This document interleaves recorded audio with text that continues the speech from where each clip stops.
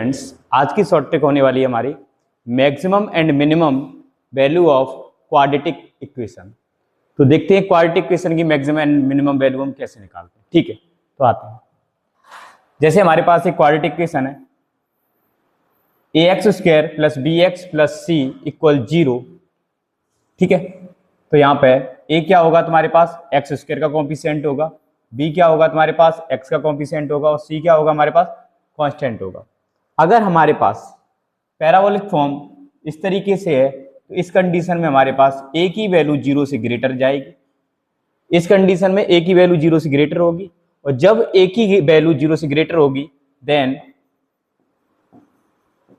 Minimum value होगी हमारे पास -d/4a and maximum value होगी हमारे पास इन्फिनिटी या फिर नॉट डिफाइंड। ठीक है, अगर इसी तरीके से हम बात करें तो हमारे पास सेकंड इक्वेशन चलेगी ax² plus bx plus c होगी, लेकिन वो फॉर्म होगी डाउनवर्ड, जिसमें पैराबोलिक फॉर्म डाउनवर्ड होगी, जिसमें हम देखते हैं कि a की वैल्यू लेस देन 0 होगी। a की वैल्यु कैसी होगी मेरी, a की वैल्यू लेस देन 0 होगी। a की वैल्यू 0 होगी तो मैं कह सकता हूं इसमें मैक्सिमम वैल्यू मेरी रहने वाली है -d/4a एंड मिनिमम वैल्यू जो रहेगी, मिनिमम वैल्यू रहेगी इसके अंदर इन्फिनिटी। चलो तो देखते हैं। हमारे पास जैसे क्वेश्चन है,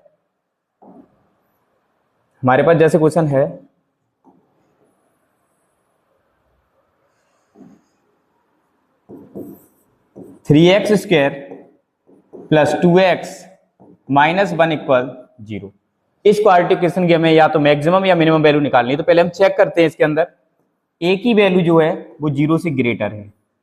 अगर a की वैल्यू 0 से ग्रेटर है तो इसके अंदर मिनिमम वैल्यू जो होगी वो होगी -d/4a और मैक्सिमम वैल्यू जो होगी वो होगी इनफाइनाइट। ना तो अब d कैसे फाइंड आउट करते हैं, तो d को समझते हैं। d कैसे फाइंड आउट करेंगे हम, तो d को समझ लेते हैं। ठीक है, तो d की वैल्यू निकालते हैं। d equal b² minus 4ac discriminant होता है जो कि हमारा, तो b की वैल्यू यहाँ पे कितनी है, b की वैल्यू है 2, तो 2 का स्क्वायर हो जाएगा -4। a की वैल्यू कितनी है हमारे पास, a की वैल्यू है 3 एंड c की वैल्यू कितनी होने वाली है -1। तो हमारे पास आ जाएगा d का 4 एंड 4 3 जा 12 एंड d की वैल्यू हो जाएगी यहाँ से हमारे पास 16।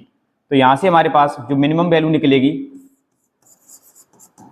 मिनिमम वैल्यू होगी -16/4 इंटू 3, 4 4 जा 16, तो -4/3 इसकी मिनिमम वैल्यू होगी और मैक्सिमम वैल्यू होगी इसकी इन्फिनिटी। ठीक है, इसी तरीके से हम दूसरे क्वेश्चंस को देखते हैं। अगर क्वेश्चन इस